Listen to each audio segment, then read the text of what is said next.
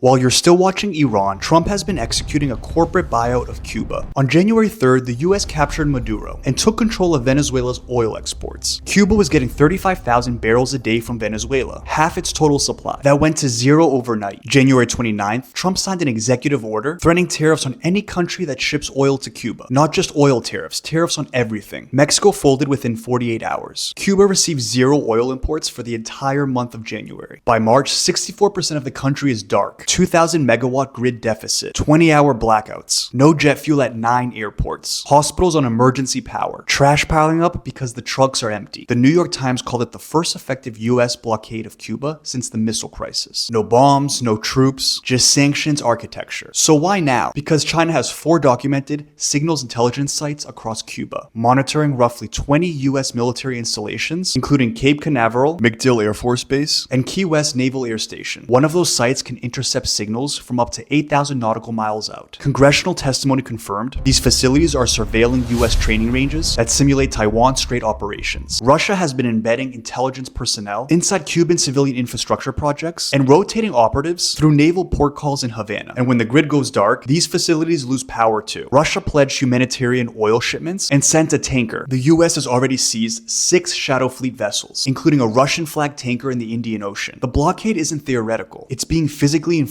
On February 25th, OFAC, the US Sanctions Office, issued guidance allowing companies to resell Venezuelan oil to Cuba's private sector. Not the government, not the military, exclusively private Cuban businesses. Funded in US dollars, routed through US banks, under full US oversight. The state gets nothing. The grid stays dead for the regime. But a new commercial class, one that only exists because America allows it, gets the fuel, gets the dollars, gets the lifeline. The US collapsed Cuba's energy supply, blinded rival intelligence operations, and forced the blockade with tanker seizures, and then opened a side door that only the private sector can walk through. A leveraged buyout disguised as a blockade. Bankrupt the existing management, fund a replacement class, deny the hemisphere to rivals, never fire a shot.